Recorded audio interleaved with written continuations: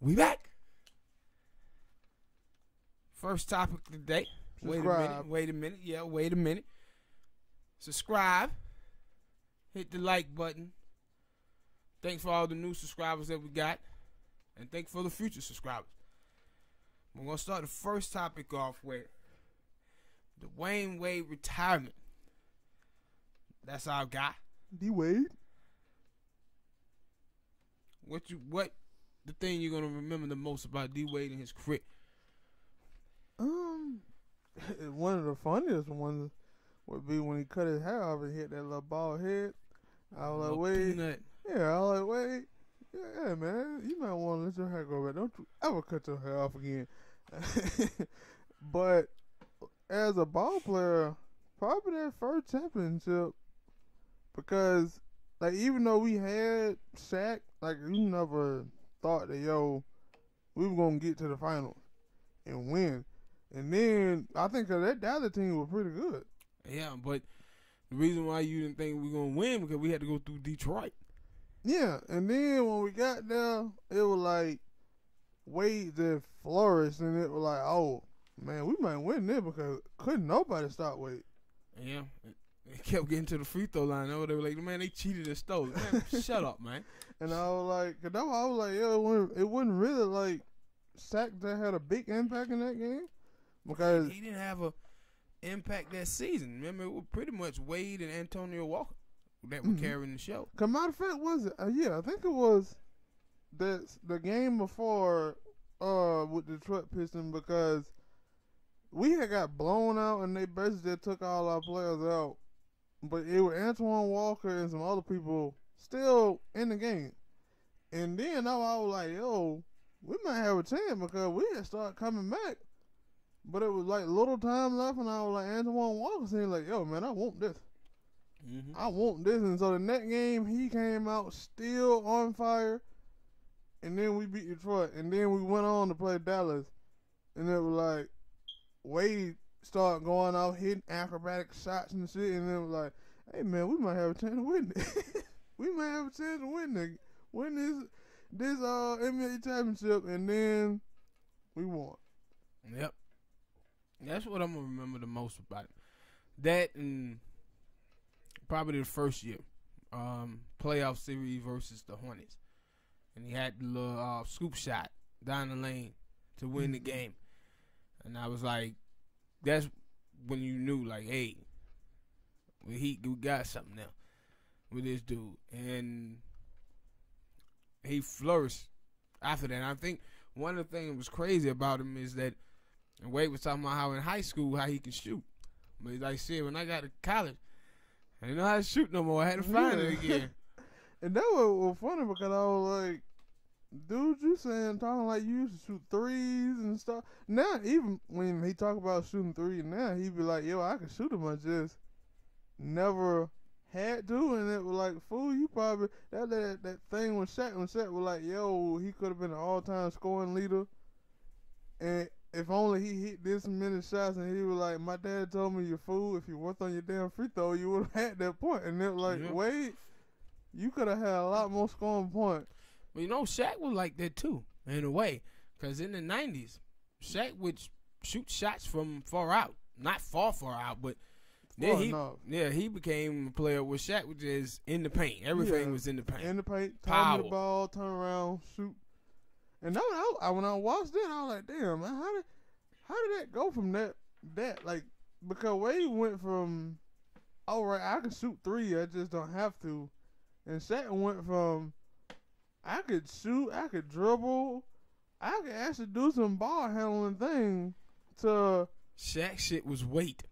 Probably so. Because I remember watching old school film of Shaq, and I'm like, Shaq out here leading the fast break. Yeah. Dribbling and stuff, and then like, Shaq, like, I ain't leading no fast break no more. Yeah, my Shaq goddamn, shit was weight, man. my ankles and knees are hurting.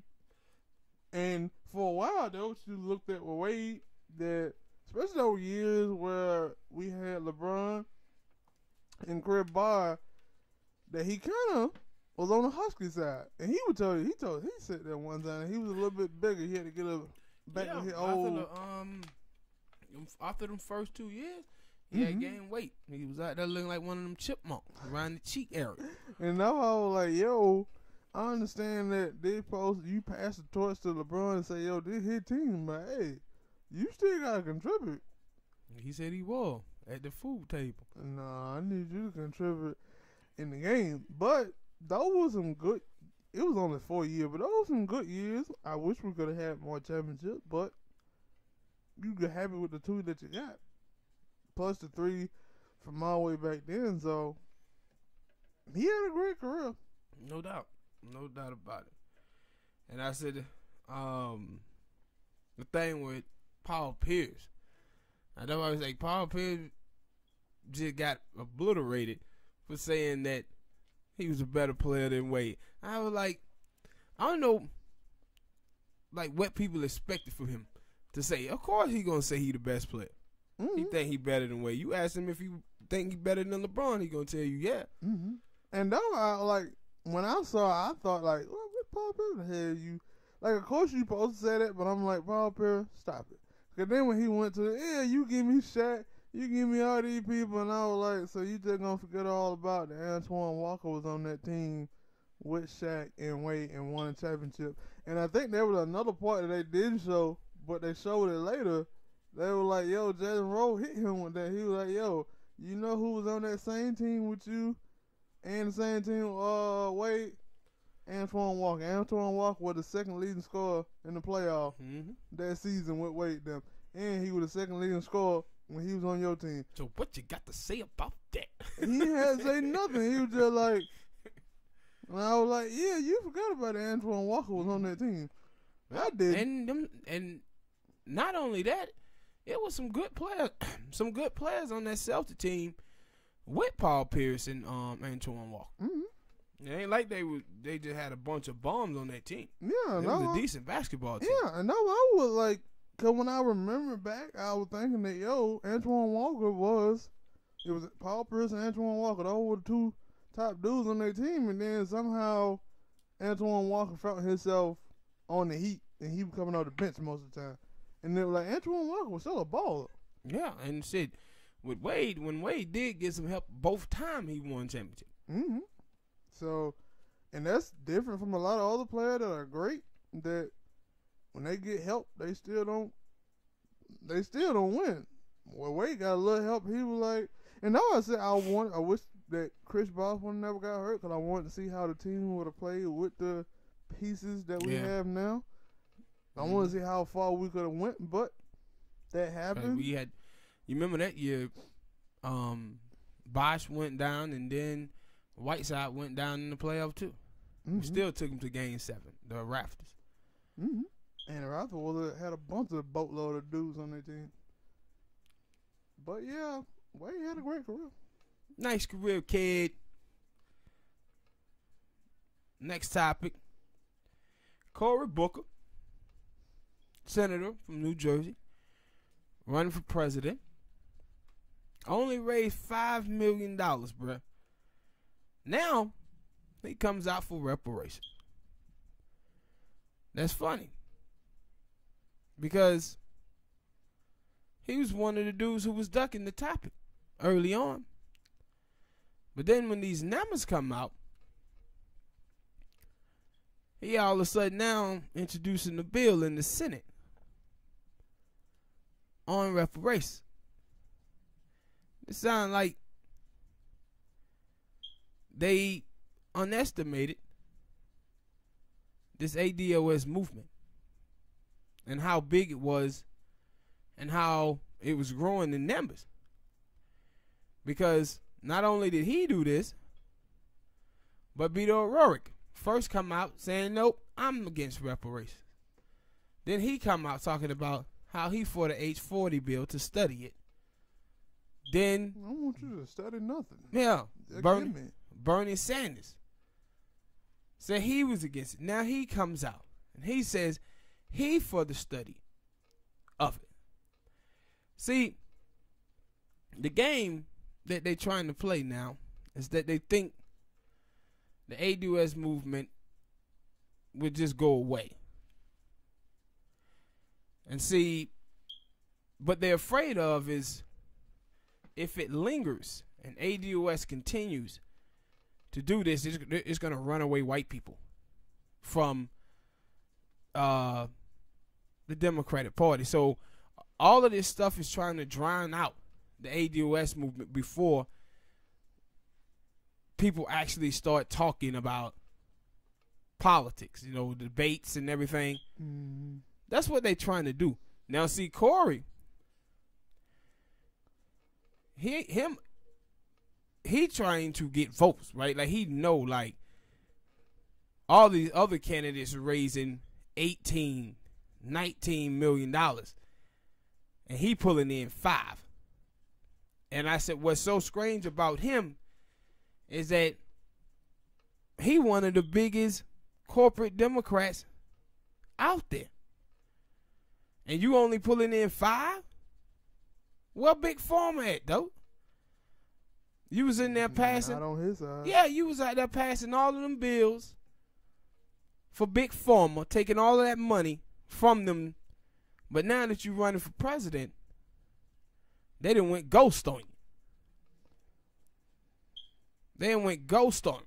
And so now, when you just look at ADOS, you gotta say, don't fall for this trick that he's trying.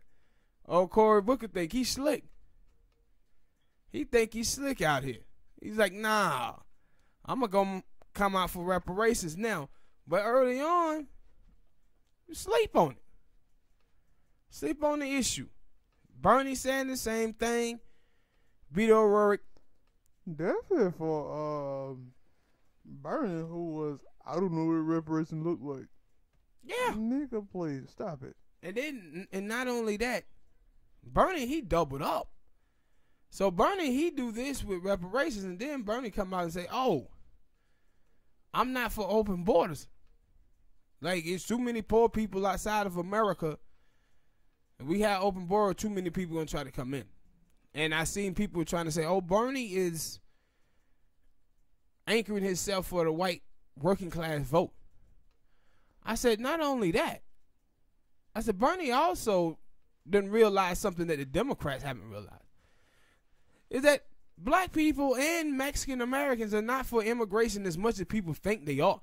What people do is they're afraid to say that they're against it in post because people call anybody and everybody xenophobic if you have something to say about immigration. But what a lot of African Americans and Mexican Americans understand is that those immigrants in the country, it really doesn't benefit African American and Mexican American. And the reason why is because it lower their value in the workforce.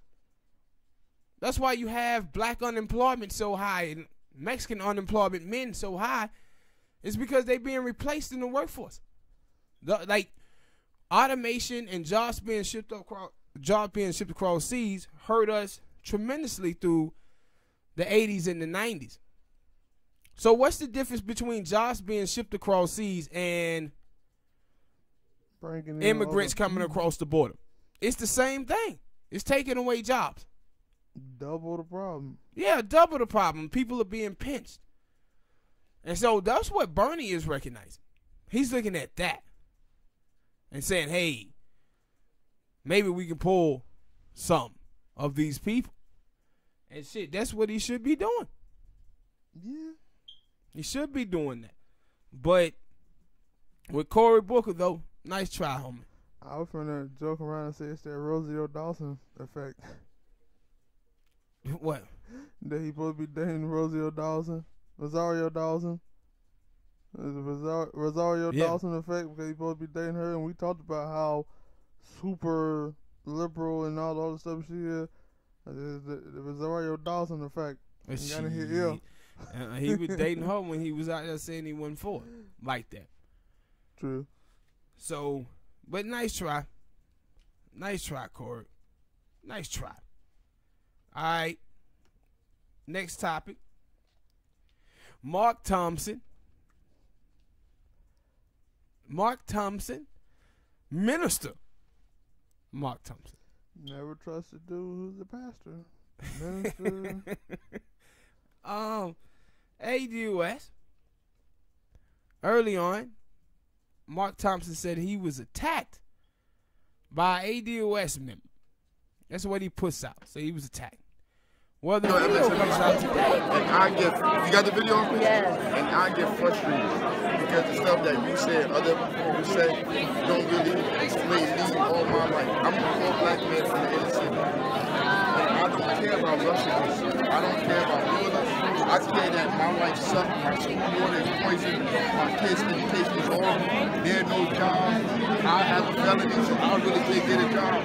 These are the things I care about. And I don't want no politician that's going to give more tax cuts to the wealthy, like Obama, like Trump, like Bush, like the Clintons. I want somebody to fight for us. How do I get somebody on MSNBC with that platform to speak for me? I've talked about those things on MSNBC. Oh, but like when I see you on MSNBC, like You haven't seen me every time I've been on. I've talked about I it. even watched you on your Facebook thing. Like when the Mueller report came out, you was highly upset. But to us, the average black person, out here, we don't care about Russia. That's not true. We have to care about everything. We have to address No, everything. but Russia's not the one that's killing you. Russia's not the one that's No, Russia shooting is. you. Russia is. No, Madam Speaker, you gonna let me talk? No, You gonna you can talk? speak, bro. Please, Don't y'all be try to familiar. overspeak. You see how he I don't running? have time. He I don't don't have have nothing to time. say. He gonna run. You go I don't out have there time. and you make us look like idiots, bro. I mean, we Wait, out here finish. catching hell. Finish, and I'm I'm done. I'm gonna done. You go ahead and talk. You're not gonna say nothing. There's no peace. Because you disrespect. Because you No, disrespect. you a sellout. You a fool. Disrespect. You a fool and a sellout. You call me a fool and a sellout. And it shows that no. Hell, the Fuck. pictures showed. Yeah, that the pictures from the couple of days before showed that he was lying, but the video shows big lies. First of all, the dude who did it was an African. Wasn't didn't even mention ADOS at all. But what he did mention was he asked Mark Thompson, why is it that you on NSNBC representing black folks, but you ain't talking about the issues pertaining to the African American community, black community? You on there talking about Russia, but Russia ain't the ones who killing us. So the brother was taking it to Mark Thompson. And then the brother told him, man, you ain't nothing but a coon, a Tom. And that's when he got fired mad. But when you watch the video, the thing that was so funny about it is how once the brother started getting into him, he tried to cut it off. And the reason why he tried to do that, because he was going to expose himself. That the brother was exposing him for the fraud that he is. And a lot of other people who Yeah, and a lot of shows. Yep, absolutely. He was finna expose him. And that's why he tried to walk off. And the brother grabbed him and told him, like, yo, you see how he trying to run from me?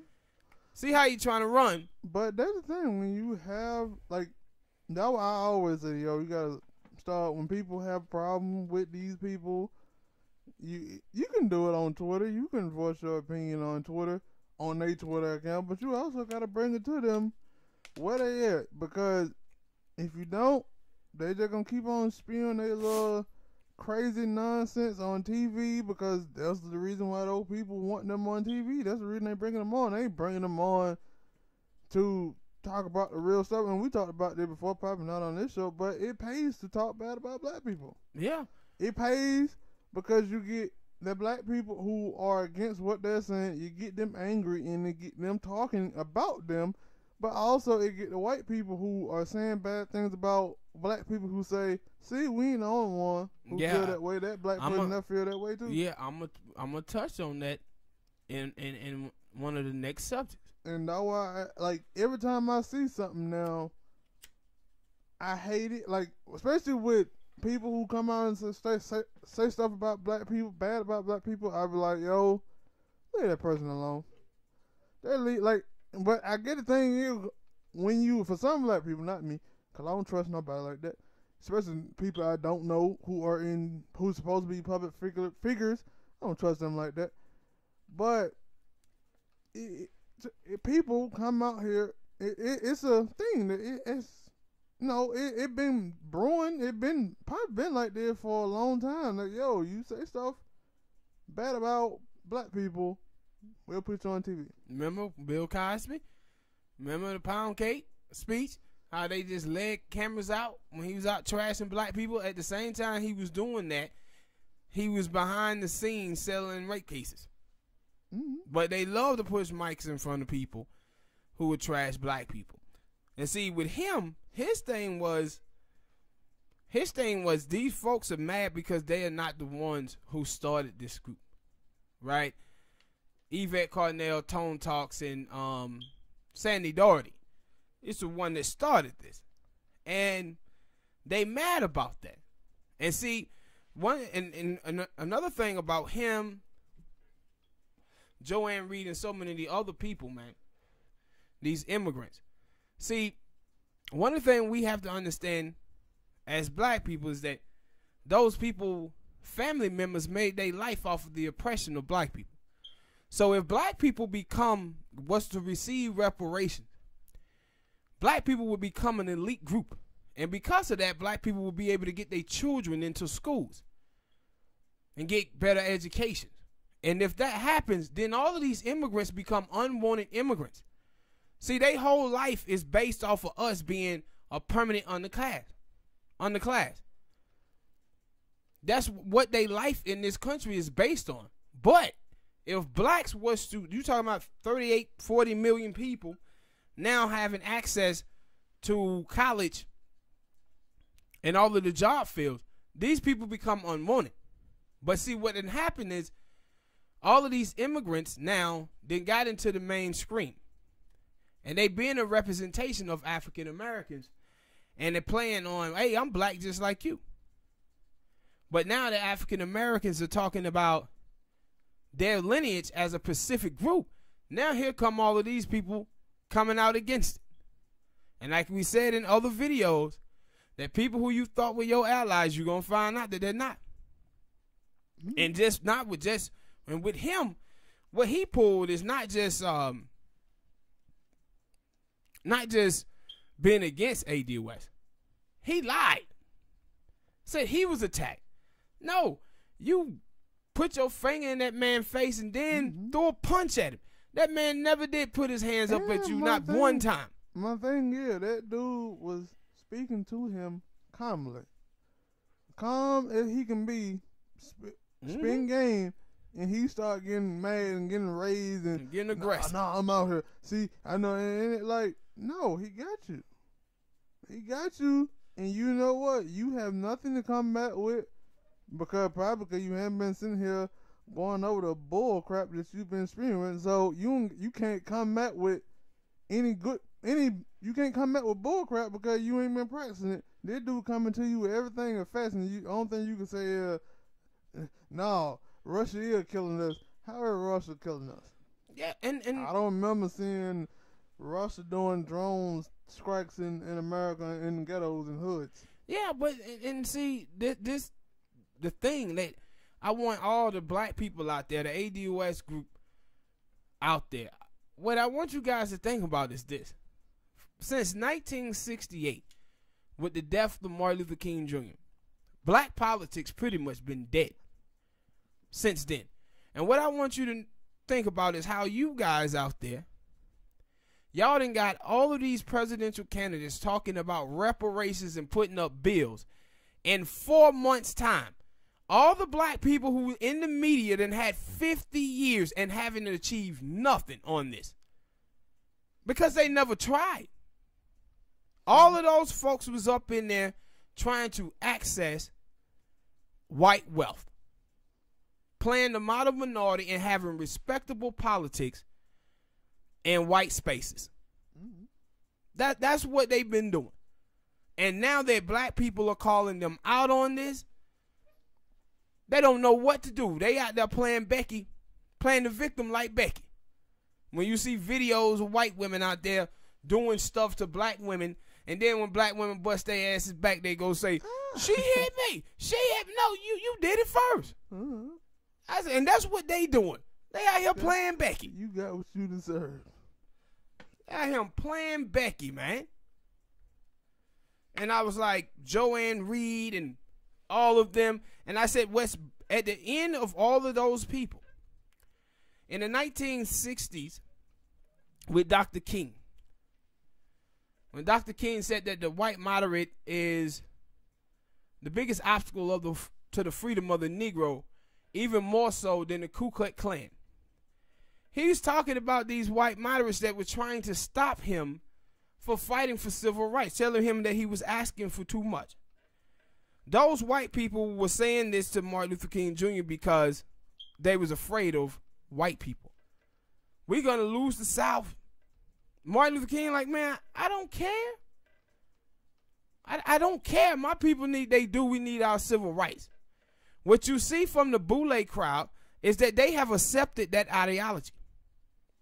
That ideology of who can win instead of how can we win and the Democrats win. But it ain't no good for black people if the Democrats win and we lose. That's Bill Clinton, man. That's the Clinton doctrine. Sacrifice your own for political gain.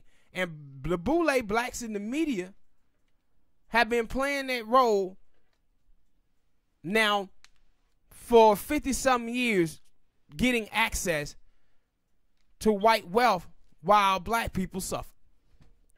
And this is what little coon-ass dudes like Mark Thompson been doing.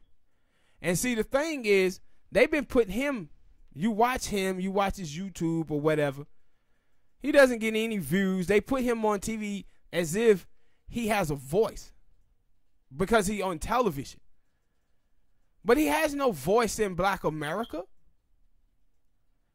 And then, like, and Buddy called him on it, and Buddy told him, like, man, you don't talk about nothing when you're on TV. He talking about, no, man, I do. No, you don't. No, you don't. No, you don't. Talking about individual racism is not talking about systematic racism. We don't need you on TV talking about Trump is a racist. We already know Trump is a racist. But that's somehow one of the main and the only topic that yes, always come up. but like, see, tell me something new. Yeah, but see, this is their whole game. Their whole game is talking about individual racism to get black people just to vote blindly for the Democrats. That's why they call it ADOS mega. The reason why they call it ADOS mega is because they like, yo, they gonna help Trump win. That's all they care about. Is defeating Trump. But if Trump loses and the Democrats don't do anything for African American community, and we the one to help put them in office, then what's the need of us voting for them? Because those same people, like the Joanne Reed, the Mark Thomas, the Angela Rise, the Roland Martin, the list goes on. If whoever on the Democratic side was to win, they're gonna go quiet. They're gonna go quiet. They ain't gonna say anything about them doing bad bills, or if they do a bad bill, they'll be, well, this gonna work out in the long run. How? Making excuses for them. How? Making excuses for them. That's what they do. I'm telling you, the Boulets in the media, bruh, they just like white people when it comes to police officers. White people experience with police officers is a good one because they never in their neighborhood while we live in a police state. So they experiences with police officers is, hey, they the good guys. So when they kill someone black, they up in there saying, no, they wouldn't do that. They here to protect and serve us. And see, this is what the Boulets have done. They live in the like old school good versus evil thing. The Democrats are the good guys, Republicans are the bad ones. Our experience is that the Democrats did civil rights. Yeah, and they haven't did much since. That's like some dude who goes on tour who had an album out 30 years ago and still performing that same hit, and people keep giving him money for that same song even though it's old. He ain't got no new dance moves or nothing. He ain't got no dance moves or nothing. We just keep paying to see him.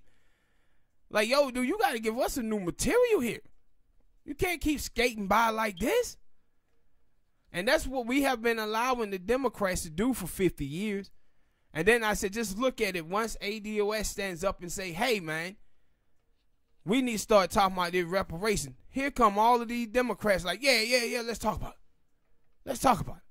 We have to understand, boy, that our political class in this country and the bootleg class have failed Black America.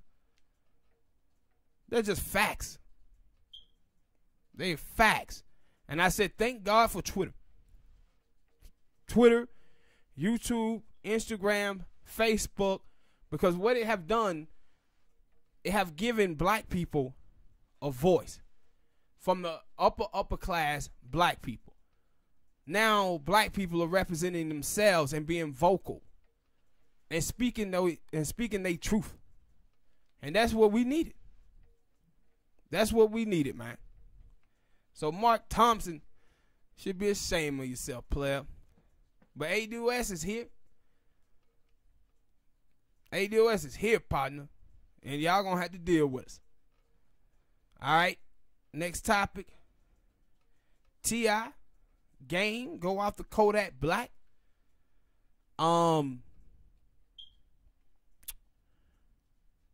What's your thoughts on it? It is. I'm not surprised about Kodak saying stupid stuff, because we've been talking about Kodak saying and doing dumb stuff for the past couple weeks. We only been doing this for 2 months basically. So yeah, we've been talking about him for 2 months.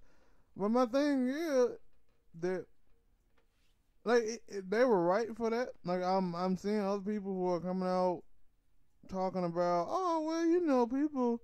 I only said something because he disrespected Nipsey, and they ain't standing up for Laura London. Yeah, some of them crazy feminist chicks on Twitter. And they're like, what? Huh?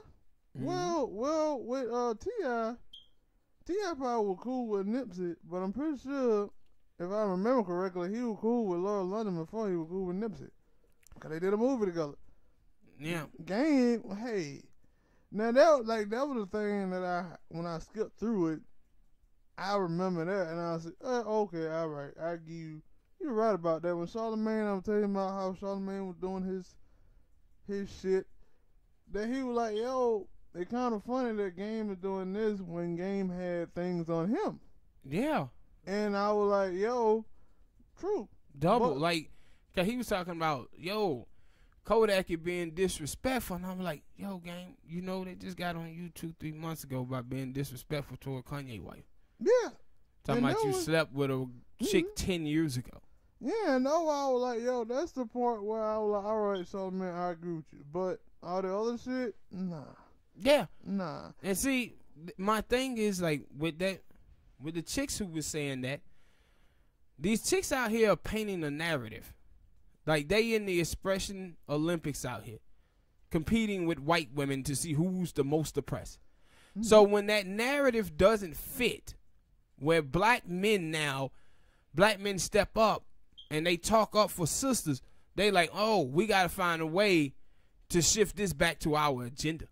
And that's what they was doing with the T.I.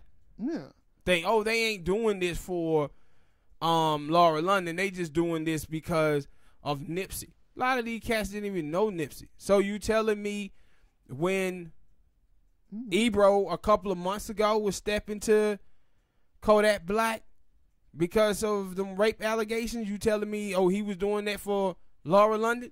Mm-hmm. Oh, you mean Nipsey? Yeah, well, you telling me he was doing it for Nipsey then too? Mm-hmm.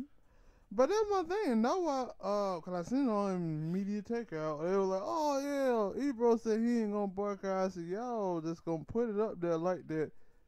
Like, oh, he's saying he ain't gonna boycott Kodak Black music, like, because he on his side. No, you gonna have to watch the whole video. He was the dude who was taking it to Kanye, and he said he wasn't gonna boycott Kanye music as well. You remember? But he was saying that, I wasn't going to boycott his music because I was trying to tell y'all people about Kodak Black. And they wouldn't listen. Yeah, and they wouldn't listen to it. And he was like, I ain't finna boycott his music. He shout out to the people who did, but I ain't going to boycott his music because all the people that were coming at me, talking about I was wrong for what I did, he was like, no, I'm going to let y'all stew. I'm going to let y'all stew on that. I'm going to keep playing his music and let y'all because y'all were coming at me. Because he was like, yo, I see so many people coming at me talking about, yo, you gonna hit him with that button? And he was like, I been hit him with the button. Yeah, but y'all told me I was wrong. And no, I was like, yo, Solomon, you're a hypocrite. You be back and forth with this, because I'm like, at one point when he was on y'all show, you were like, yo, you happy he stood up for himself against Ebro. But now you like, oh, well, he said something bad, but, you know, we got to call it everybody. Well, when Ebro was trying to call him out, you were saying, you basically that you was on his side. And see, the thing was, with Kodak, he had another rape case last week of a 14-year-old girl in South Carolina. So, you know, when they try to say, man, people don't be calling these folks out. No. You judging things by the little small space that you occupy. Yeah, and I said I see black dudes all the time calling out dudes who be being disrespectful towards black women or whatever, but they want to paint this narrative, this agenda. And I'm going to touch on that in this next topic about this bull crap that's going on with these gender wars. And that's what you seeing, this nonsense. These people are doing this stuff to access white capital, man. Yeah, and I said, go ahead. And I was like, yo, y'all keep, and cause that was Ebro. No, when I was watching, it was on where I saw the Power 106 out there in Los Angeles, and they were like, cause a woman called in and said, oh, y'all only doing it to protect Nipsey, y'all ain't doing it for Laura London, and they like, what? And she was like, well, you know, hip hop rappers and stuff had always been disrespectful to women, and it was a woman there who was like, okay, I get what she's saying, but if we gonna talk about that, we gotta talk about all the women who been disrespected. And that's why I'm like, yo, y'all act like it ain't no country singers out here talking about, but yeah, talking bad about women. Like, it's a lot of genres out there, but that's my thing. Like, I always see this and it like, yo, man, why is, when something happens, it's not just, yo, certain men, it's black men. Every single time. Black men. But, and see, this is my thing. You can't have it both ways. You can't be saying, hey, you know, black hip-hop been disrespecting black women forever, and then say, man, these rappers don't have nothing but Latino girlfriends and Asian girlfriends and all of this. But also, because a black man, if a black man say hoes or bitches, does that say he talking to black women? No. When you say black men are trash, you saying black men. You ain't saying men are trash. You saying black men. That's a totally big difference there. But also, and I said, like, when you watch in hip hop, them dudes talk about women. Yes. And then people never take into account these women. When you see certain type. Yeah, like like when you see Future have 10 baby mamas and these chicks keep going up there laying up with Future, what type of chicks are these? See, we got to get out of this thing where you got a bunch of women out here acting like racist white folk. They can't help it. They out here acting like racist white folk, bruh. And what racist white folk do is judge black people by their worst example, by judging themselves by their best example. And that's what you see from some of these feminist chicks. Yeah, and that's why I was like, yo, y'all talking about disrespecting black women, the dudes. Well, it's a lot of uptake in women rappers these days, you know. These women rappers are being the very stereotype that men in hip-hop say that they are. I mean, if I go on Cardi B page again and see some shit like, oh, last time I didn't swallow, I got pregnant. You ain't had to mention that. That was disgusting. Oh, I said that nutted in my eye. All right. Like, this is the type of stuff. Like, how do you say, oh, black men been disrespecting black women in hip-hop and then go out and support the very type of woman that the black dudes in hip-hop been talking about? And that's my thing. And like, co-signing her saying, raping, talking about drugging men and doing shit like that. It don't make no sense, man. Yeah, and that's why I say, like, though, like, when I see this stuff, I say, yo, they go, whether black women or people in general, they go picking and choosing when they want to be a part of something. Because we talk about black girl rock, the stuff like that, but then when it's a black girl who maybe has a unflattering video or something, they are creaming her ass on Twitter and Instagram. But instead of saying, yo, we uplifting her. No, and see, what it is this respectability politics. But the thing is, the women who are practicing this, accountability politics. The women who are practicing this, they're not really living it themselves. See, what they're doing is letting all these women get away with whatever, but want to hold men accountable for that men action. But a woman who dates a guy, you're accountable for the guys who you date. You can't be out here saying men are trash and taking no accountability that you was attracted to the men who hurt you. Mm-hmm.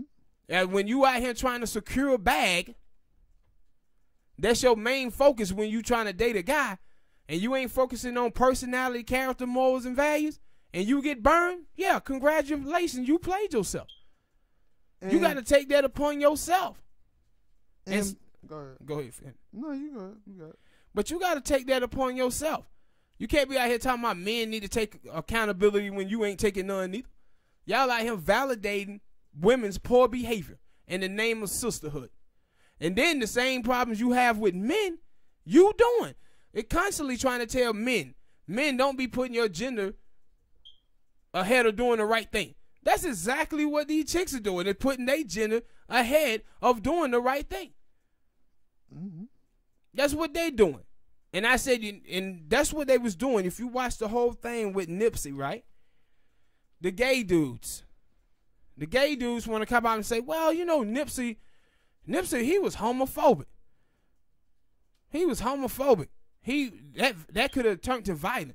I said, when are gay people ever going to start talking about the violence that happened within their relationship? Because gay people have the most violent relationships than heterosexuals do. They don't want to mention that. They don't never mention that. Or constantly you see videos of gay people beating up women.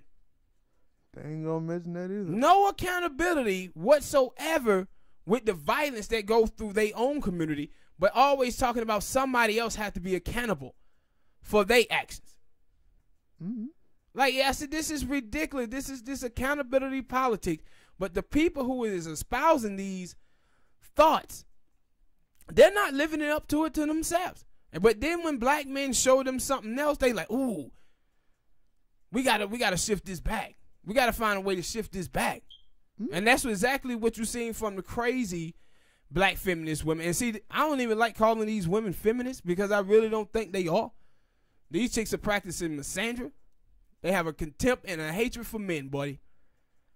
Mm-hmm. And stigmatizing and dehumanizing black men to be on par with white women. That's what Me Too stands for. The whole Me Too movement was, hey, white women, me too. Me too. This is attention seeking from white liberals. And that's why they doing this stuff. Keep trying to mutter this man's name. Nipsey, put down his name so they can get attention in the media, writing columns and shit, talking about toxic black masculinity. This shit is crazy. And now my thing is like, yo, cause one of the callers, he called in, he not for us anyway, the video that I was watching, he was like, yo, women say that yo, men don't protect them, we don't do this and we don't do that. But when we do, they still have something to say about that. He was like, we gotta start somewhere, right? Yeah. And my thing is, everybody that, as soon as that came out, it seemed like everybody have a problem with what Kodak Black said.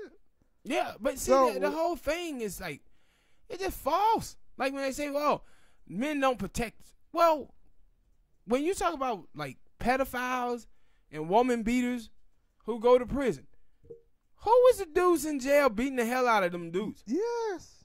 It wasn't no white boys, wasn't no Mexican, it was black dudes. Also, when that the little Asian dude shot the black woman that time out there, the little, what was it, hair salon, hair thing, whatever it was, who was out there rapping for that black woman? Yeah, at the hair salon. And guess who was out there cussing them black dudes out, who was down there trying to protect the sister who got beat up?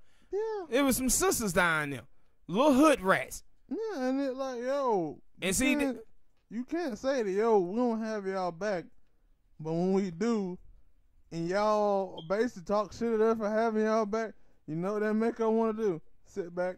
yeah, but Sit back see, with our hands in our pockets. And no, say, all right. and like I always said before, dog, being protected also come with listening. True. It always come with listening to what men have to say. It been many times where growing up, you see sisters getting themselves in situations and you try to tell them, nah, I don't need you. I don't need you. That's the thing. I don't need a black man for nothing. But then, man, black men ain't protecting us. You can't have it both ways, man. And I said, when you start telling niggas that you don't need them, and then but I'm telling you, the whole thing is them judging women by their best examples and judging men by their worst. See, all the stink skin, free throws like Cardi B, they don't acknowledge them, right? Or them girls at R. Kelly house getting pissed on, that signed up to be pissed on. They make them out of victims. But you went over there and signed up for that piss. Let's be honest. You signed it up for it. Or, like I said, with the rapper Future guy having 10 baby mamas. Him and all the other niggas. Yeah, knowing that these chicks going up there laying up with them niggas. Mm-hmm. They say nothing about those women. Even when they was going after Floyd Mayweather, and they were like, yo, Floyd done beat up all these chicks and all of this stuff. Why do the women keep going over there getting punched? There's only one chick that I know that actually, supposedly he abused, that actually left and said, I'm out. Yeah. And that's what I'm saying. Like, if you had a sister and your sister wanted to go date Floyd Mayweather or any dude like that, you would be like, hell no. Hell no. What you doing? Mm-hmm. But you know what's going to happen out there. Y'all know she going to do it anyway because she trying to secure a bag. And then soon as Floyd Mayweather whoop her ass, she going to come back to y'all crying. Mm-hmm. When everybody feels sorry for her. Talking about, you guys didn't protect me. You like, we did try to protect you. We told you not to carry your ass over there. Hell, I think back, maybe I'm right. Or at least I said it myself. When Sierra got with Future, I was like, that ain't a good look. Sierra, stay away from that nigga. Don't do that. Bow, got you pregnant. Bow, he trashing you and all this shit. And now you broke up. You're a single mom, and now you out here going to walk with your baby there. And they're like, I tried to tell you not to do that. Now, I think I did see some people say that they thought that was a bad look. Yeah. Did you see? He on Twitter, one dude had said, yo, man, that's what we need. We need more rappers like Nipsey, man, who look out for the community and stuff like that. And he said, yeah, I've been trying to tell these guys for years, man. I've been doing this for years. And one dude said, he said, nigga, shut up. I don't think you want to talk young black people how to make babies and goddamn pop mollies. Facts. Mm-hmm. Facts. And that's why I said I love Twitter, because now, man, black people out here own it. Black people are on it. They giving these cats the business. Everybody is getting it. They ain't letting cats slide with this nonsense no more. They giving it to them with their foolishness. Talking about, yo, I've been out here. Boy, what? Yeah, he gonna compare himself to Nipsey Hussle. I said, y'all cats gotta stop this, man. They can't. Have to stop it. And when I saw one dude, he said, yo, man, Nipsey Hussle, not Nipsey Hussle, but T.I., he went harder for Laura London than he did for his own wife. Boy, T.I. was out there trying to fight the greatest boxer of our generation for his wife. What are you talking about? And still, anytime that he can bring up, like anytime Floyd do something, always going at Floyd. He always on him. Like, that's something, like he was on live. I think that he was on Snapchat Live. One of the motherfuckers, I don't be doing it. But he was on that then going at him still. And she was in the back talking about, yeah, how about we just forget about it? Let's start talking about it. He like, no. Yeah, he gonna let that go. Yeah. This. And see, and that's what I'm saying, bro. Like, we just got the problem today. Like, when you go on, like, these gender wars, man, We got to put that shit to bed, bruh. We got to put it to bed. All right. Next topic. Aaron Rodgers.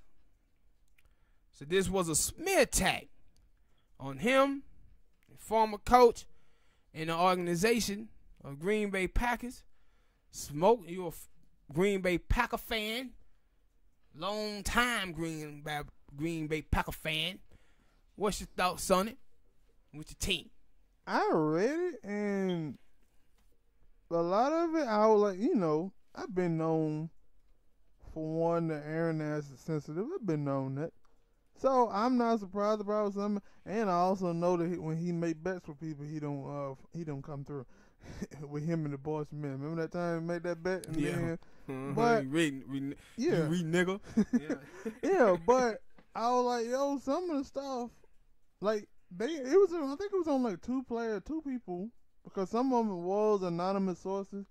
But Ryan Grant, the running back, he was one of the main people on there, like in that little piece that was talking up for Aaron. He was like, yo, I don't like Aaron is a great leader, and even afterward, he still came out again on Twitter saying like how he thought that Aaron Rodgers was a great leader. And I say, now I don't know the thing between him and Mike McCarthy. I don't know what's true and what false, but I see a lot that sometimes when it's on like especially like Undisputed and stuff, and they try to say like, yo, Aaron don't take the blame for things. I have seen games where after the game Aaron will get up there and be like, yo, I played terrible. Yeah. I played terrible. And then they were like, and I remember that, I think it was this season, last season in a way, where he came out, I think he criticized the play calling. He came out and said, yo, I shouldn't have said that. I shouldn't have said anything about the play calling.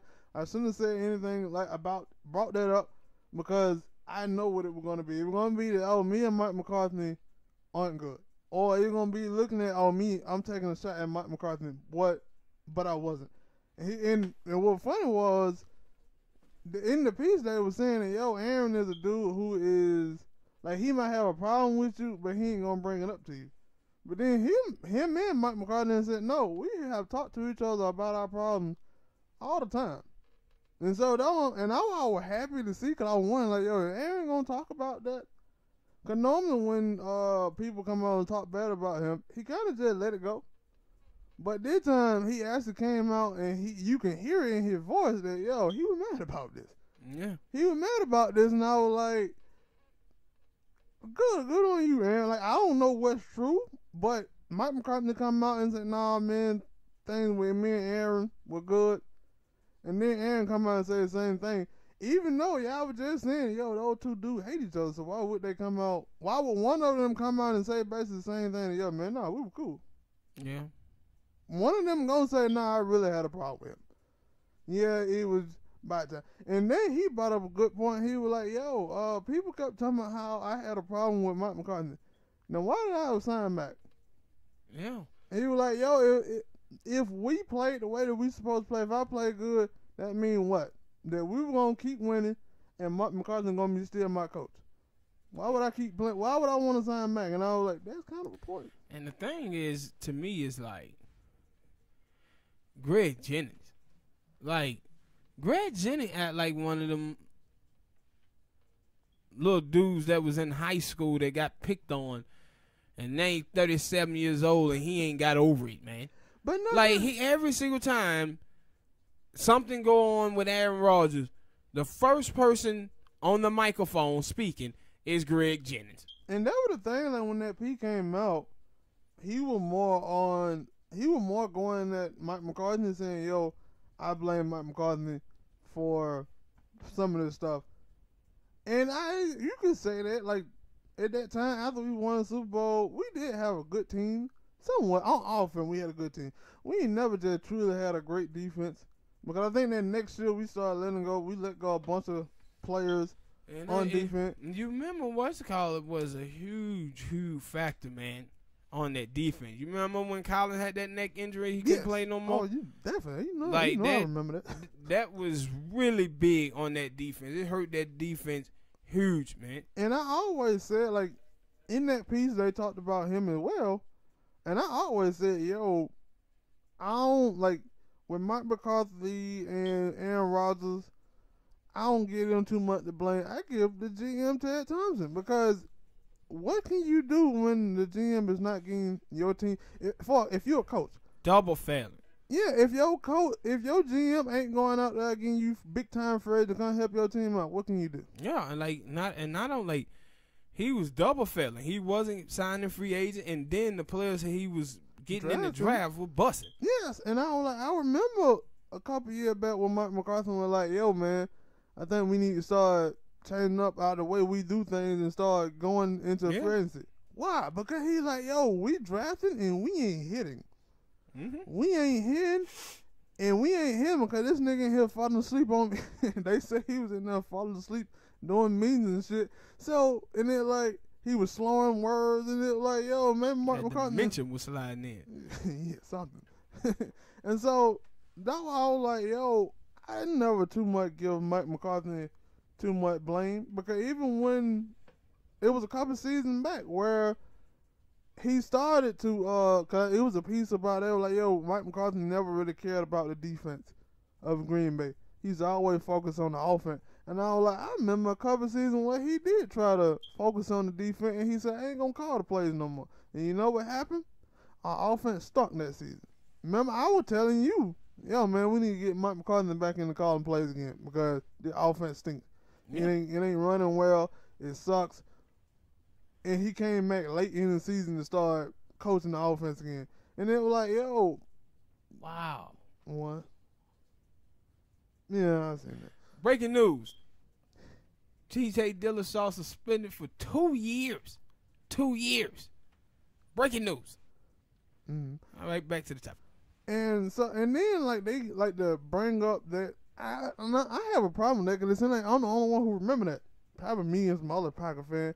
But they always want to talk about that game against Seattle where the dumbass, excuse my language, Brandon Bostic messed up the outside kick. Mm-hmm. And at least Skip do anyway. He was saying, yo, man, that was a work game Aaron had. And I was like, you do know that Aaron was out there playing on one leg? Not only playing on one leg, he was up against the best defense in football. True, that too. And I'm like, yo, Aaron was out there playing with like a torn calf, a partial torn calf. He could barely walk. Like, come on, man. And then we still had a chance to win that game if only Brandon Bostic do his job. And he do his job. Now, the other thing, they were like, yo, Brandon Bostic supposed to have been cut from that team. And Mike McCarthy kept him on the team. And I said, when I look back, I was like, yo, during the preseason and some of them games, he actually looked like a good tight end. And you seen from us, we haven't had a good tight end since Jermichael Finley. And that's not my thing. Now, when they talk about Greg Jennings and Jermichael Finley, I can say, all right, I get why Greg Jennings is mad. I get it. Maybe he felt like, yo, him and Aaron were cool. Man, please. Yeah, he do supposed to get over it. Man, get over this, man. Yes, I agree. He should get over this. It. And see, this is my thing. And the reason why I say get over it, because you know what guys be doing all the time? Sitting around talking about women that are in their feelings. No, this is being in your feelings. Mm-hmm. Right here. This is being in your feelings, man. And that was like, come on, bro. Let this thing go. You still out here talking about Aaron Rodgers. And that's what he said. He's like, yo, y'all been saying I'm better and ultra sensitive, but you still harping on this same thing. How about you move on? Yeah. And I'm like, got a point. But that's why I was like, with Greg Jennings, I can say, okay, I get it. And you know Skip Bayless just love it. Yeah, okay, he hate anything Aaron Rodgers. But I was like, for Jermichael Finley, what did Aaron do to you? You never really said anything about like what he did to you to make me say, okay, I can see why you can possibly hold a grudge. Probably want him to go to bat for him. Because you remember after he had that injury, they really weren't messing with Jermichael Finley like that. But no team was. Yeah, but this is how dudes are. You remember T.O. with Donovan? Yeah. He got in his feelings with Donovan. And it like, yo, I was glad for him to say that. Like, yo, man, why every time when somebody want to talk bad about me, it always the old two dudes. Yeah. Always the old two dudes.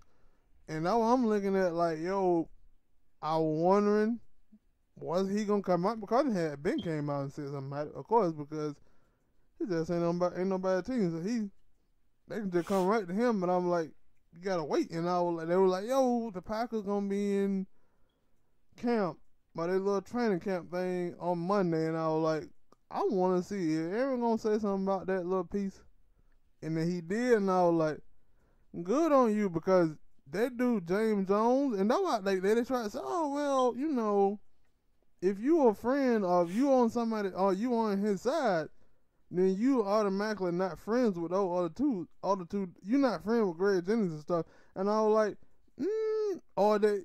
if you pick Greg Jennings and you say, yo, are you friends with Greg Jennings? One of the wide receivers, if you friend with Greg Jennings, then Aaron got a problem with you. And I was like, really?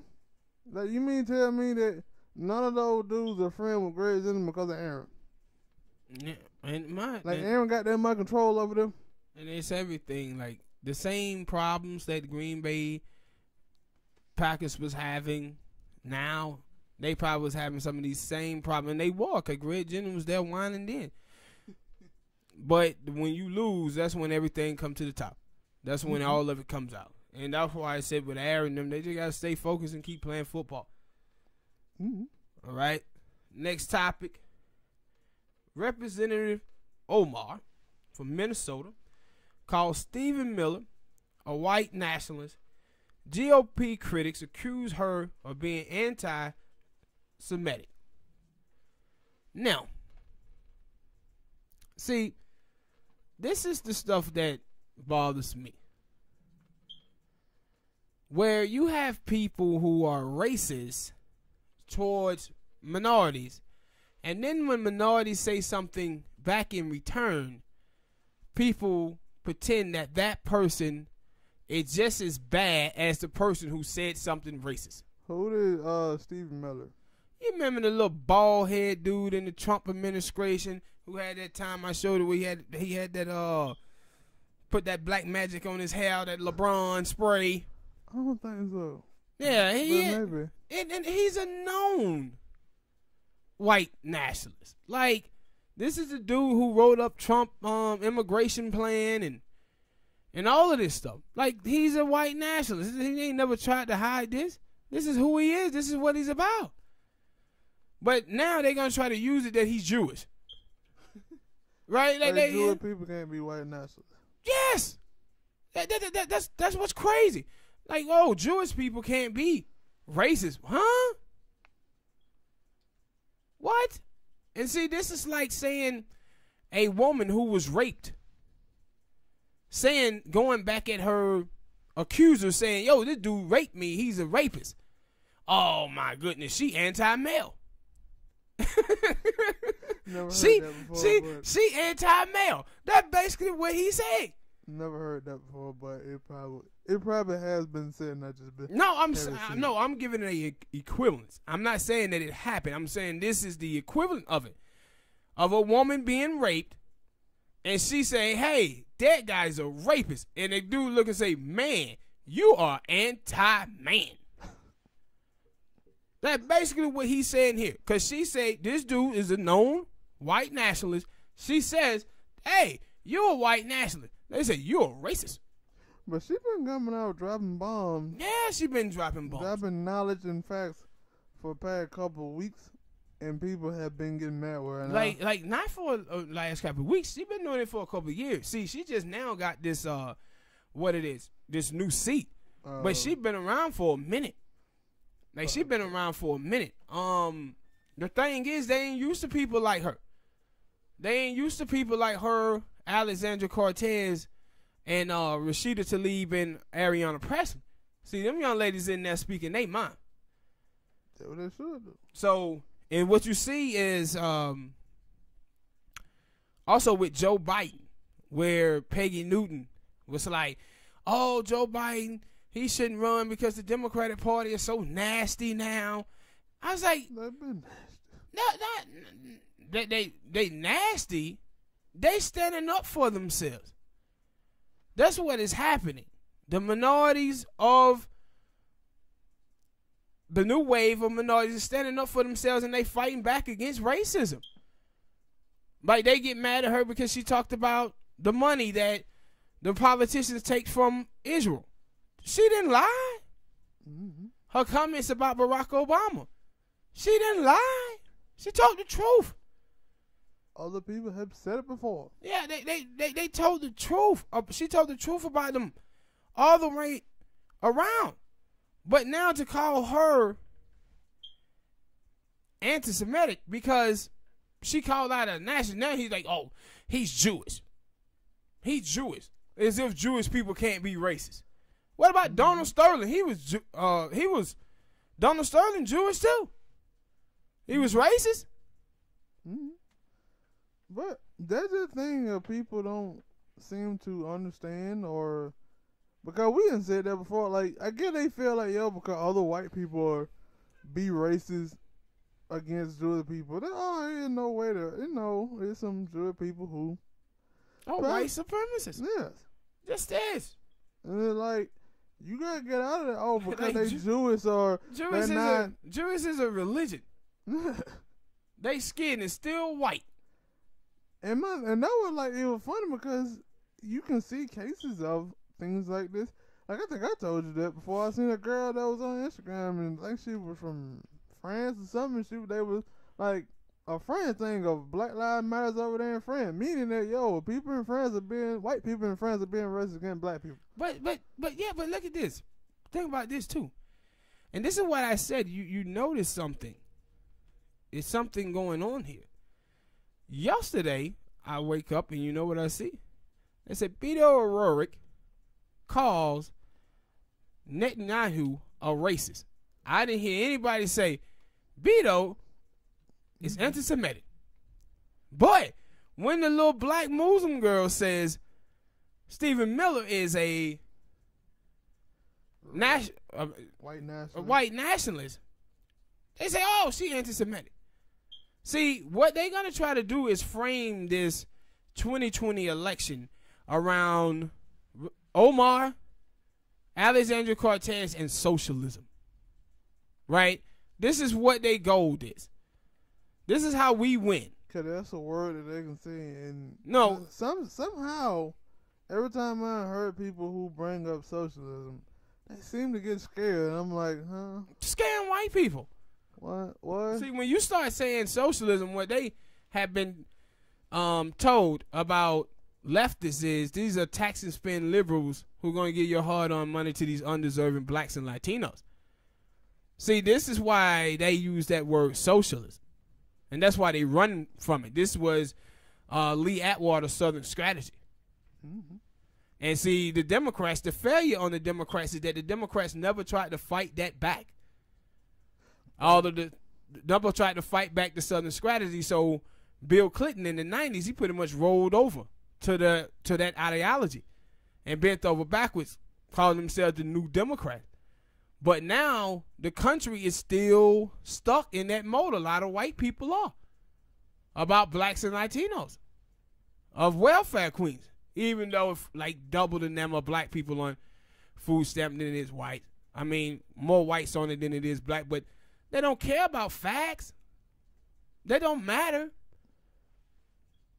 But they choosing to attack her basically because she's a Muslim black woman. Mm-hmm.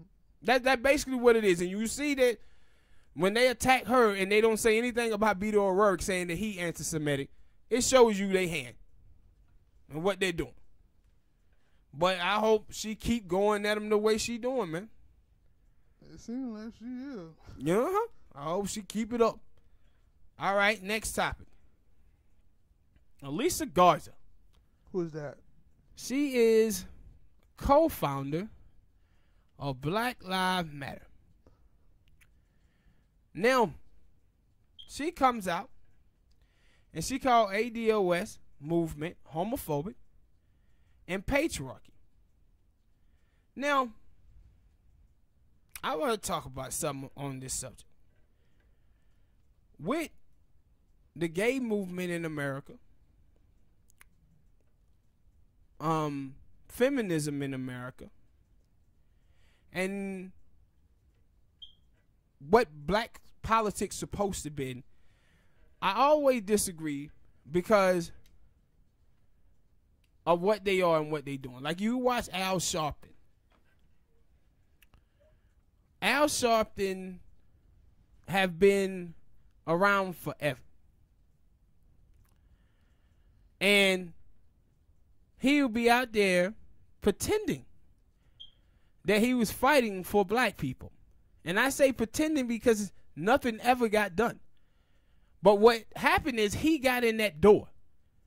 He got in that door, and what he did was he started to access white capital. And he made himself a player by using our suffering to do so. But any political legislation that was passed in favor of ADOS, nope. But you know what did happen? Al Sharpton has a show on NSNBC. He has the National Action Network where he write himself a check for $650,000 every year. Jesse Jackson eating good. They living good. But whatever happened with black folk? Nothing. Mm-hmm. So now you watch a couple weeks ago with Jesse Smoke. Jesse Smoke come out and say he was beaten by some Trump supporters. The first thing you see on Twitter is what? All of these gay groups saying, donate money to us. Donate money to us. But my question is, okay, what have you produced for gay people in the gay community? And don't give me that bullshit about gay marriage, because that shit is the most elitist thing ever. Right there. If you're a gay person and your biggest problem is getting married, yeah, then you really don't have that big of a problem. Now you watch with feminism. All of these women call themselves feminists in the blogosphere, on these websites. They practice individualism, going after each single guy out there. But you have to ask yourself a question. What have they done for women? Did we get stronger domestic violence laws for women? Nope. Stronger laws against rape? Nope. Equal pay for equal work? Nope. 2 out of 3 people that make minimum wage in this country is women. Did we get hikes in minimum wage for women? Nope. But at the same time, all of these other women, though, like Alicia Garza, they banking. And see, the reason why she comes out against the ADOS movement, because if reparations take over, their agenda gets pushed to the side. Now these people don't need Alicia Garza around to write her little columns. So she want to call the ADOS homophobic and patriarchy. How can this movement be patriarchy and homophobic when the lady who leading it is Yvette Carnell and she's gay? She's a lesbian. How can this movement be patriarchy when she's the leader of it and she's a woman? If it were patriarchy, they wouldn't allow a woman to be running it. She started it. I tell you, I don't really, when I hear people say them stuff, like, I don't truly believe that. They do. You gotta say, like, it been going on for this long. They supposed to know who these people are. But they seem to act like they don't know who are the leaders of it. So they say. No, you're right. Say stuff. And it like, really? Like, the people who started it were a woman and a dude. Because the reason, it ain't just that they don't know. It's that, man, they ain't going to let anything get in the way of their agenda. Like I said, their agenda is to access white wealth through womanhood. See, we can't get anything by being black. But if we attack black men, see, you got to understand that DeRay McKesson, Alicia Garza, all of them started the Black Lives Matter movement, right? Since 2016, you haven't seen too many stories in the media about Black Lives Matter. You know why? Because they shifted to gay stuff and feminism. Hell, I It been you. That's what I'm saying. You haven't since the election. But on average, the last 3-4 years, man, it been 356 black men that got shot and killed by the police officer. You haven't heard a word about it, but you know what you have seen. Feminism of black men suck, black men trash, black men garbage. Alicia Garza was the woman who blamed black men for Trump winning. I think it was like 13% of African-American men, black men, we don't even know if they were African-American, could have been Caribbeans, Africans, Haitians, we talked about that before. But it's that 13%. 52% of white women voted for Trump. Did you think Alyssa Garza blamed white women? No, and when she dates a white woman. But it's black men's fault, 13%. See, this is an agenda. This is how you access white spaces. This is how you access white wealth, by trashing black men and trying to get into this space. What we watching here is that I was D-Ray McGesson. He just got a nice gig. She just got a nice gig writing these columns, trashing black men and stuff. What we watching is that these people are becoming the Candace Owens and the Larry Elders of the left. The racist stuff that white liberals believe about black people to be true. They are paying these folks to say this stuff. The same way Fox News and the right wing have paid people like Candace Owens and Larry Elder, the mother world. That's what they then became. High-priced coons for white liberals. To spat this anti-black male nonsense. And that's why I say if she comes out here talking about the ADOS movement, she does this for one reason only. Because the ADOS movement is bringing black men and black women together. That goes against her agenda. It goes against her agenda. Her agenda is, I get paid from white people to trash black people, black men. And my whole thing is, you have to think about out there is this. These are the women in D-Ray McKesson who made their careers off the deaths of young black males. They are the very people who are out there stereotyping and dehumanizing black males now on Twitter and Instagram as being bad. That whole Black Lives Matter thing was nothing but a farce, man.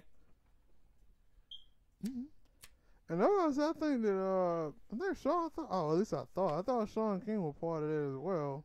Yeah, he was. But you see, they attack him. Yeah, no, I was gonna say that he's still, for the most part, when I see it, or you show it to me on Twitter, because I'm not on Twitter like that, but he's still on his same thing that he always been. Like, yeah. When somebody white says something racist, he get your information and he getting your ass fired. See what happened a couple of months ago with Sean King.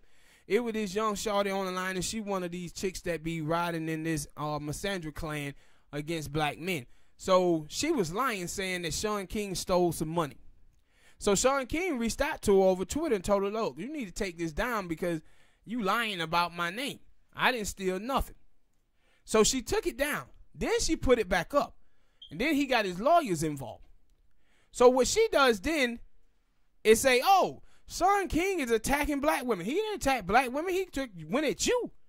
So all of these chicks started banning against Sean King and riding on him, right? See, black women getting fooled by validating the poor behavior of another black sister in the name of sisterhood. This is what they was doing. This is the same thing you seen with the chick, Zelina Maxwell. She comes out trying to crash on Sean King too, talking about Sean King ain't really for black folk like that. I don't believe he really for black people. And I'm like, but you think Alicia Garza is? You think she is? No, she's in this to get a bag. And she's showing her hand now where she calls ADOS movement homophobic when Yvette Carnell is the leader of it. What they afraid of is that the ADOS group is taking the attention off of their agenda. Their agenda is feminism and gay stuff. That's what's all on their websites now. Black Lives Matter now means gay people. and feminism. That's what they pushing, bruh. They pushing it and pushing it hard. And I said, this is the same thing when we talked about Terry Crews. Terry Crews is out here caping for these same women with all this toxic masculinity bull jive. Then he says one thing, and I think a 2-parent household is better than 1-parent household. The same women who was protecting them start trashing him. Same women. Then he comes out and say, "Oh, I'm apologize to my black brother." No, you up here with this foolishness and not understanding what's going on. And it's a lot of people out here that don't know what's going on. These mother truckers is pulling the same scam on black women that Al Sharpton have pulled on black people for decades, pretending to fight for them accessing white wealth. That's what Mark Thompson is doing. All of them Negroes who have been talking crap about the ADOS movement, they've been there the whole time, man, trying to access white wealth. They have, instead of fighting for black liberation, they have fought for a boule elite class of black folk. And that's why you see all of them know each other. All of them know each other. And I said, you see people like Joanne Reed, them, Soledad O'Brien, them, all of them was out there attacking the ADOS movement.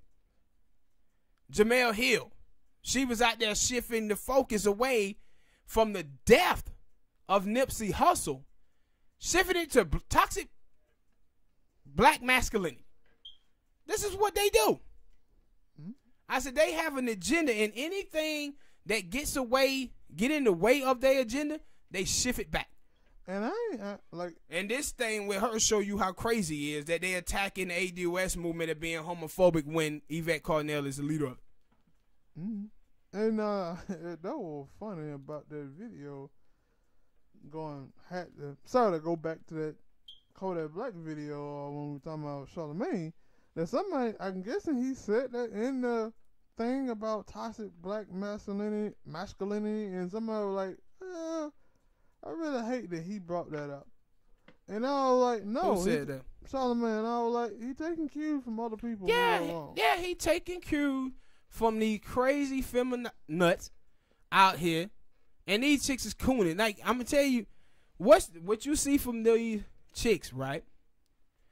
What you see from these chicks is essentially the same thing with the movie Birth of a Nation, the first ever Birth of a Nation film, where they put on blackface and had a white man going around hunting down white women, saying that black men basically had toxic masculinity that white women should be afraid of. Now you got black women who are doing this to black dudes. Like, you go on the internet, on Twitter, bro, that's all you see is this nonsense about black men are trash, black men are garbage. These are the same women that Trayvon Martin gets shot, Tamir Rice gets shot. Oh my God, they killing us. Like, it was a Harvard report that came out not too long ago that said that the way that black men are portrayed in the media leads to police shootings. So what do you think happened with Twitter? The way black men are portrayed on Twitter, coming from black women. What effect do you think that had for black men, little black boys hearing on the internet that they trash? They don't think they're damn far. No, because I'm telling you, this is when I say that these feminine nuts out here, and that's why I hate calling them feminists, because there's a bunch of black sisters out there that are feminists, that are fantastic, that don't do this stupid stuff. But these women are practicing misandry, and what they doing, man, I tell you, this is internalized pain. Where they started, the dudes who in their life, they take no accountability whatsoever that they chose to date those guys. So they just put all the blame on these guys, but they start to generalize and project the views and action of these guys on all men. This is the bitter brigade. The bitter brigade that sit around, the bitter and trauma brigade that sit around here, and because some guy hurt them, they hang on to this, and now they out here just stereotyping black people, black men, but they done seen that there's some money in this. With the whole Nipsey Hussle, the gay dude writing things about the Nipsey Hussle thing. Talking about, ain't Nipsey Hussle homophobic? And then Nipsey Hussle didn't even say anything homophobic. What he said was, he see that Hollywood and everything is pushing the agenda of black boys by putting black gay boys on TV all the time. That is a fact. And Alyssa Garza and all of these other people, they are behind this. They with this. And people have been saying for a long time, like, you know, you talk about the 1980s, 1970s, 1980s, 90s. We always had, like, the show Family Matters, where we had a strong black family, strong black father in Carl Winslow. Even when you talk about Bill Cosby, you talk about Uncle Phil, James Evans, you hardly ever see any TV shows like that anymore. Nope. You don't see shows like that. But what you will see in the media, you will constantly see dudes at the Oscars dressed in dresses. They push these themes. Also, if you watch the television now, damn near every commercial in there is of a white man and a black woman. Or a black dude or a white woman. Nah, you don't see that like that. I do. But I'm talking about, but see, that's happening, right? That is happening. Black dudes are dating white chicks. 4% of white dudes marry black women. 4%. So that all of these commercials in here, like you'll see black men in commercial with white women, but you also see black men in commercial with black women. You'll see black men in commercial with Asian women. You'll see black men in commercials with Latino women. But what you see these things with black women is now black woman, white man. These are agendas that are being pushed through the media, bro. This is the definition of white supremacy. When I talk about white supremacy, and white supremacy being that white people control our images. Everything that we see and hear on TV. That's why when you talk about like the ADOS movement and the whole thing with Africans and Caribbeans and Haitians, the thing is these people are not privileged to the black experience in America. But the images that they see of black people are images that white people is able to push into their countries. See, the thing about slavery and Jim Crow is that the winners get to write the stories. When you talk about all of your history books in school, who put them books together? This is why when you hear about MLK, you get 1962, 63, 64 MLK. You don't get 66, 67, 68. That MLK who was a radical socialist, they don't tell you about that one. The MLK that was saying, I'm coming to get my check. When the first time you heard about that? Recently, right? Yep. Recently. You didn't read that in none of your school books. None of that. They don't tell you about that. Look how they have hidden Stokely Carmichael. They hidden the Black Panthers. You don't hear about none of these people. Malcolm X, you didn't hear about them in school. They told you about the black people that they wanted to tell you about to help you assimilate to white moderate politics and white liberalism. And so what happens is with all of you see a void in black America. And that void is we still run around talking about MLK. We talking about Malcolm, Martin McGarvey, and these people. You know why? Because the last time we really had some black heroes. That's why we still have to regurgitate them. Because it been a void. We ain't seen none of these other people come up and speak for black people. Why? Because we have assimilated, bro. We have assimilated in so many different ways that we no longer have a black politics in America. And what they're afraid of with the ADOS movement is that's what ADOS movement is bringing to the table.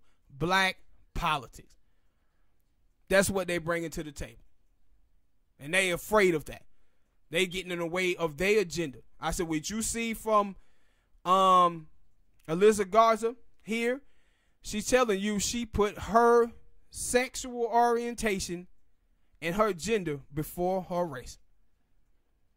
That's what she's telling you. She put it before her race. And that's fucking... I don't get it, but okay. But and you see that, right? You see these crazy chicks like this always tell you that I'm woman before I'm woman before I am black. The gay dudes lie and try to say I'm not queer before I'm black, I'm not black before I'm queer. But you never hear black gay dudes talk about the racism in the white community. In the white gay community. They be writing columns begging for white sex. Well, white people, you know you can't be racist towards us because you didn't want people to discriminate against you. I said, look at y'all over there begging for white sex.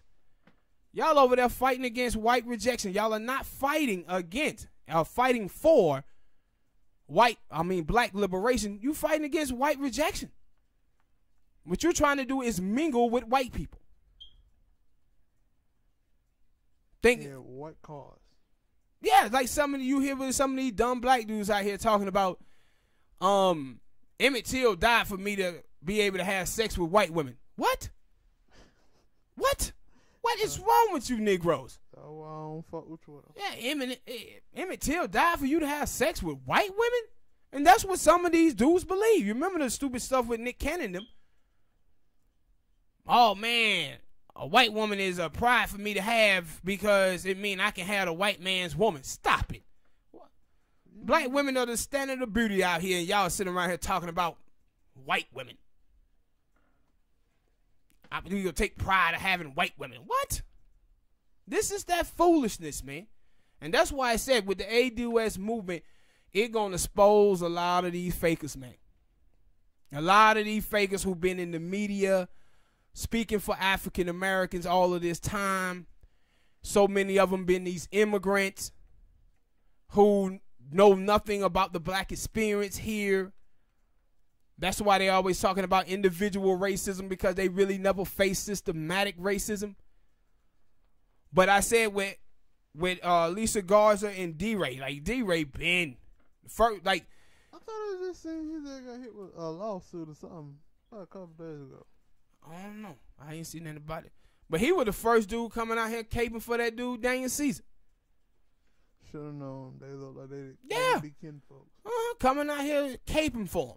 And I said, this is the type of stuff, man, that you seeing. And I said for the ADOS community and other black folks out there, we better understand that, yo, man, what some of these crazy chicks are doing, some of these crazy dudes like D-Ray, some of these crazy people over there at the Root who be writing these anti-African-American men articles. You see the boule Africans, they always the ones who are smashing on black women on Twitter. Every time I see somebody smash on black women on Twitter, they always got a goddamn foreign flag in their bios. Mm-hmm. Always. And it's the same thing with this black men bashing. You see the flags in the bayou. Look at the flags in the bayou, and when you read these articles on these websites, pay attention to their names. See if it's an African or Caribbean or Haitian name. These are not people who know our experiences, but they getting jobs, man, because the color of their skin. And they putting them in position. Like before, white people would have racist stuff. You see, anytime white people say something racist about black people, it get called out because they white. But when black people say something, it goes by. So you'll see all of this racist stuff, prejudice and bigoted stuff against African Americans on Twitter being spreaded by white people. Guess what happened? Those people will get kicked off of Twitter. People say something about them. But when black feminist nuts who are doing it, they stay on. They stay on. I said this is what they have done with so many of our people. They push the mics in front of them, like when Bill Cosby was out there doing that pound cake speech about black people. Ooh, push the mic in front of him. Meanwhile, he behind the scenes selling rape cases. Anytime you want to say something bad and generalize and project the views and actions of some on all black people, man, give a mic. Meanwhile, white man shoot 400 people in Las Vegas and ain't nobody said nothing about whiteness. Nothing about whiteness. Or the white dude who was caught raping an unconscious woman and only get 6 months in jail. Yeah. Nobody said, oh yeah, you know these white dudes out here Gotta start with this rape. And then Tarana Burke. You see, Tarana Burke, she wanted another one out there. What the little dumb shit she said this week? She had said it ain't her job to. She here to let people know the Me Too movement ain't just about white men. Now, I want all of y'all women out there, my sisters out there who be following, if you following her or some of these other ladies, I want you to understand that when you see R. Kelly and all of these cats deserve to go to jail. All of them. All of them. But what I want you to understand is with these groups, when the police officer in Dallas knocked the hell out of black women, where was Alicia Garza? Where was Tarana Burke? Where was Jamela Lemieux? When the black sister out there got killed by the white supremacists, I think in Portland, where were these women? Quiet than a motherfucker. Where was these women then? But no, as soon as a black person, a black man does something to a black woman, here they come. But white dudes doing shit to black women, you cannot find them on Twitter. All the black woman who got pistol whipped by a white dude, but then she got charged with the crime. Yes, the same way when we talk about the hair salons. The Asian men beating the shit out of the sisters at the hair salon. The brother was out there fighting for them. Where was these black women fighting for them? Alicia Garza and Tarana Burke. Where was these women? Jamela Lemieux of the world. You didn't see them.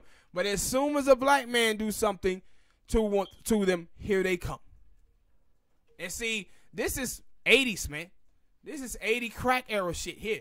In the 1980s, when they was giving black men 15, 20 years for crack cocaine and giving white dudes probation who was doing powder cocaine, they was going home. This is what the government was doing. Now we got some of our own women doing this to us. We lost a generation of black men because of that. By reading a report that said it's, 2.5% of black, not 2.5%, but 2.5 million black men missing. And that was because of the drug war. And I said what they're doing is taking the inner city failure of government investing in black people. This is why we need reparations. The reason why black people is out here doing the things that they're doing is because they have been the bottom class, made the permanent bottom class in America. And anytime, I don't care where you at in the world, when you are in deep poverty, violence follows. Violence follows because depression follows. And that's another reason why we need reparations. I said if you go back to the 1930s during the New Deal, white people, the Irish, the Italians, the Poland, the same violence you see in the inner city now, they was doing. The same violence. They were stabbing and killing themselves left and right until America made those people whole. So, the same shit that they doing is blaming the oppressed for their own oppression. But this oppression started because of us being locked out of wealth. Locked out of wealth. Guns being pushed into our communities. Crack cocaine being pushed into our communities. Have destroyed so many black males. Left our sisters at home with the bag. That's what happened with black women. Like I was saying, black women, 1977, 78, 76% of black children was born into a two-parent household. Black women was the most married woman in the United States, man, in the 70s. But after Nixon drug war, Reagan drug war, and Bill Clinton, it decimated our communities. Shipped jobs across seas. Automation killed jobs. It took away black men's way of providing for their country when manufacturing jobs kept getting shipped across seas because that's what fields black men worked in the most. So black men had to take it to the streets and sell drugs. And when they started selling drugs, now you got gangs because you need to protect your investment, protect your community from gang dudes coming into your community and selling drugs. So you have gangs. Violence happened there because of gangs. They got here calling that toxic masculinity. There ain't no damn toxic masculinity. This is what these people have done. This is why we fighting for reparations. Fighting for reparation. We got our sisters out here dying on the delivery table, doing birth. Read a report said it due to stress and racism. Huge factors in that. This is what happens when you're not made whole, people. When you have been made the permanent underclass, the dysfunction will show. And that's what you see in the dysfunction of white supremacy and the effects that it's still having on us today. Home ownership, reading a thing today, black home ownership at a 50-year low. The numbers is as low, Spank, as it was when we was actually being discriminated against in the housing market in 1964. And dude said this is 75-year to 100-year long history of discrimination against black people. It hurt us. Why? Because we can't build wealth if we can't get homes. That's one of the biggest tools to build wealth is housing. And we out here with 14% of black people who graduate college can own a home in their lifetime. But we have all of these bad actors out here, man, who don't know nothing. And they painting these pictures of black women and black men. But this is the dysfunction that was created by white supremacy. And that's why we fighting for reparation. That's why we need our dude, and that's why we need for that check to be cut. So we can fix some of this dysfunction in our communities. Because the stuff that you see happen in the black community ain't no different than what you seen in the white community in the 1930s. Mm-hmm. No difference. But you know what? It was nobody there to stigmatize white people, to dehumanize white people. No white media to do what they've done to us. Like, that's why when you see stuff like, I was on NPR, right, reading this story. I was going to do a topic about this. May do it later on another show. But it was a topic about 750,000 people are going to be cut from food stamps. In the article, every picture that they showed was somebody black. See, this is what I'm talking about when I talk about white supremacy. 80% of the people on food stamp is destitute white women. 80%. But somehow they didn't make black women into welfare queens.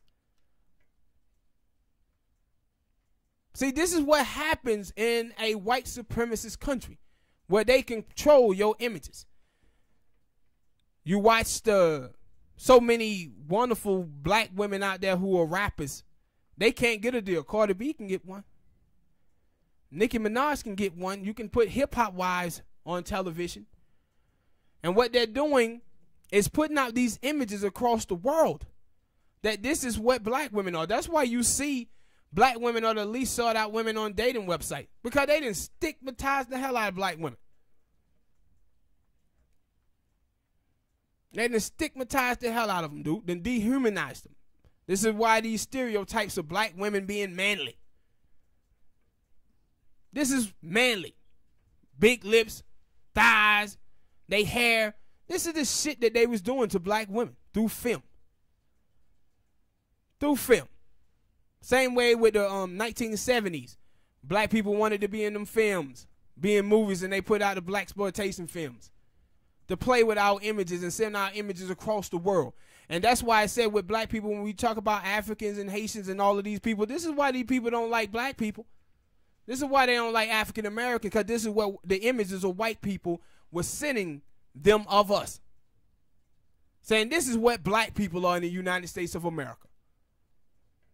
And that's why I mean, what her name is? Miss Warfield. I forgot her first name, but Miss Warfield, she put out a thing. She said, black people didn't say black people was ugly. White people said that black people were ugly, and they told the whole world that. Yes, they did. Yes, they I did. always go back to that when all the stereotypes is like, yo, white people made all these stereotypes about black women, their hair, Yeah. all the other stuff. So why y'all claiming it, or why are you using it? Yeah, and that's my thing. Like when I would see black dudes who be like, black women are angry, black women are this. I remember not too long ago, D.L. Hughley had said some shit like that. I said, man, stop believing in these white folks stereotypes about black women. That's what you doing, man. You taking these stereotypes and spraying our sisters with them. You spraying them with them, bruh.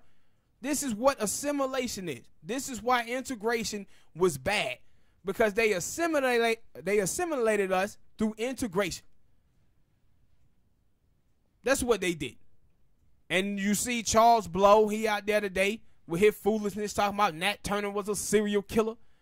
A serial killer, a man who was fighting against white oppression is a serial killer. This is the same stuff that these white people was doing back in those times. They was out here killing black people left and right, but as soon as Nat Turner turned up on them, he was a monster. So what are you saying? The only thing we can do is take abuse from white people and hope that they be nicer and free us? That's what Nat Turner them supposed to done? That would have seemed like that's what you think, and that's why I said this is when you talk about black academia, man.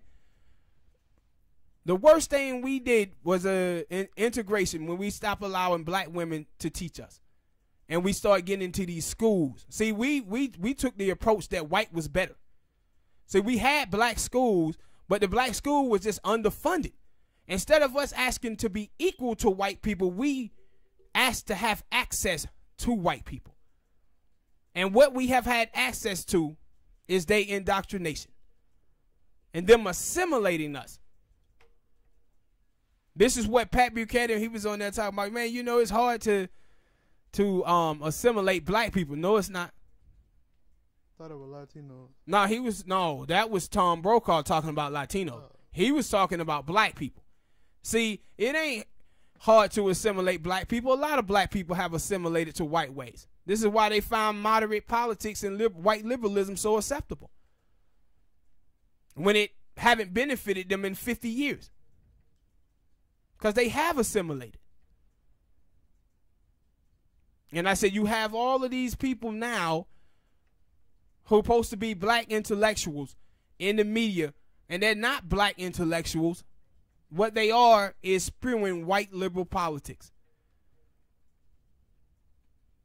That's why you look at all the people, like when Charlemagne and all these folk asking all the, Cory Booker and Kamala Harris what their black agenda is, they all puzzled because they don't have one.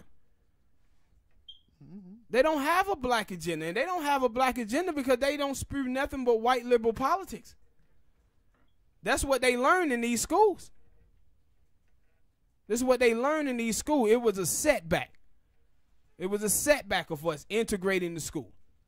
We got access to white people and thought we have arrived. And you go and watch when you was in high school or whatever, when we had FUBU and all of these black clothing lines. Black people didn't want to wear that. They want to wear Ralph Lauren's. And Tommy Hilfiger, why? Because white is better.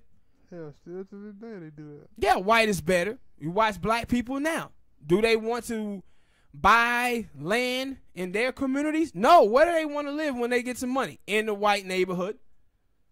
Same white black people who tell you about all this racism in the media and how racist white people is. These are the people who want to live amongst white people. Don't want to live around black people. So now you got white people coming back to the hood, gentrifying it. Land that we could have been buying up ourselves. We up there trying to live around white people because the truth of the matter is we have been conditioned to believe that white is better.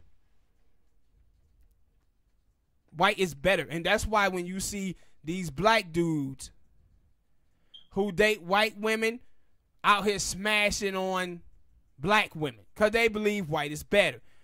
Elisa Garza date a white transgender. They're a white transgender out here smashing on black men because they believe white is better.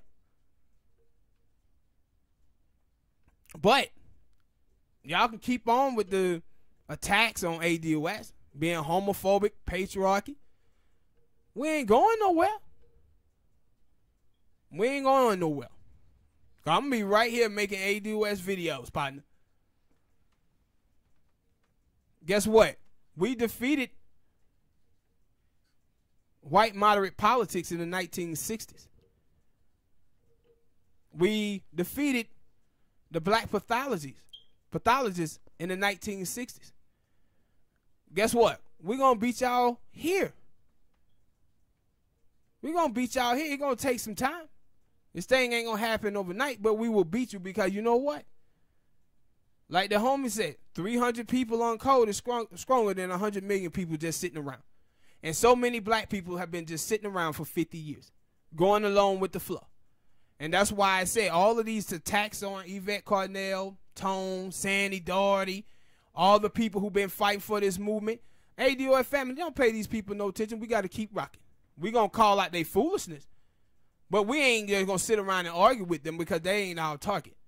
What they serving as is a distraction to distract us from our real target. Our real target been hit, though. They been hit because they out here scrambling talking about reparations now. Now they saying, man, we got to do something. We got to say something to black people because we need that vote. So we're going to get ready to check on out of here, people. Like, subscribe, hit the donate button if you can. Peace and hair grease. Or some shit like that.